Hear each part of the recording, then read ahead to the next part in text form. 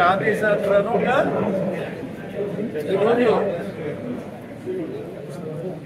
ఈ సమన్వయ committee meeting ఏర్పాటు చేయడం జరిగింది.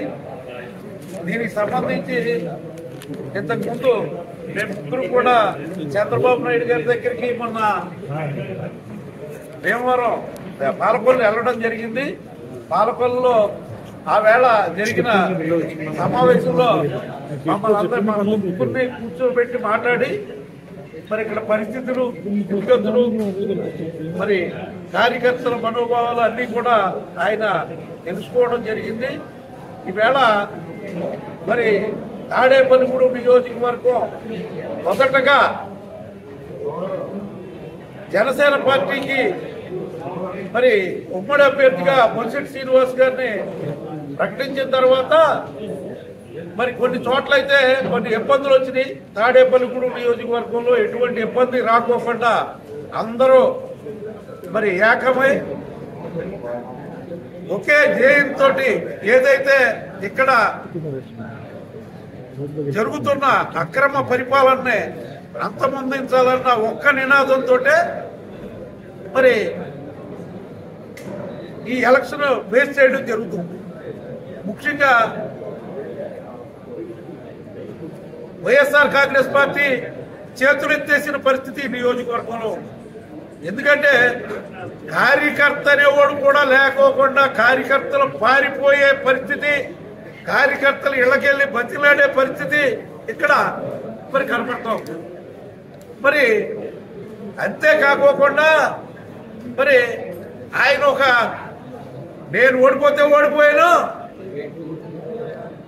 మా పార్టీ అధికారంలోకి వస్తుంది, నేనే ఇన్ఛార్జిగా ఉంటాను, నేనే ఎమ్మెల్యేగా యాక్ట్ చేస్తానని చెప్పి చాలా చోట్ల అతను చెప్పడం జరుగుతూ ఉంది.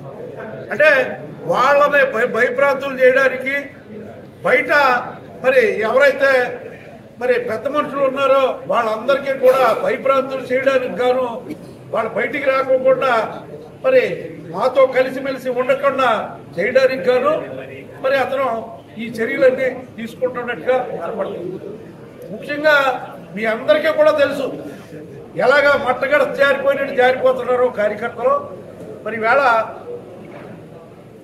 కార్యకర్తల కోసం వలయవలసిన పరిస్థితి వైఎస్ఆర్ కాంగ్రెస్ పార్టీకి పట్టిన దుస్థితి. ఆ పరిస్థితి నుంచి వాళ్ళు ఏంటంటే ఒకే ఒక్క నినాదంతో ముందుకెళ్తారు.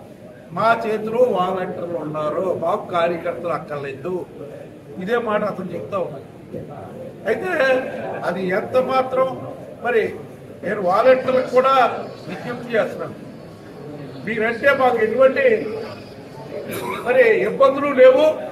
అయితే మీకు మాకు ఉన్న చిన్న డిఫరెన్స్ ఏంటంటే మీరు ప్రజలకు సర్వీస్ చేయాలని వచ్చారు, సర్వీస్ చేస్తున్నారు. అదే సర్వీసు మోటివ్లో ఉండండి తప్పితే వైఎస్ఆర్ కాంగ్రెస్ పార్టీకి సేవ చేసే విధంగా మీరు వెళ్తే మరి అపోజిషన్ పార్టీలుగా మేము ఊరుకుంటే అది మాకు కూడా చాలా ఇబ్బందులు అవుతాయి.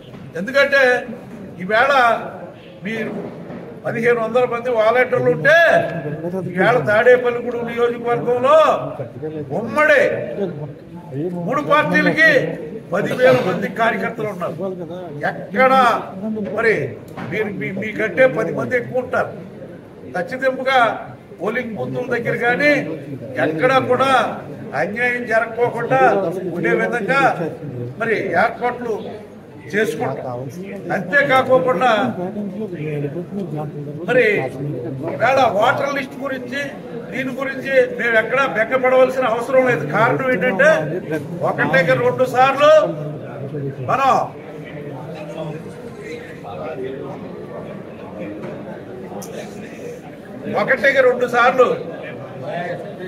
ఒకసారి ఆగండి. ఏమంటే ప్రెస్ మీట్ జరుగుతున్నప్పుడు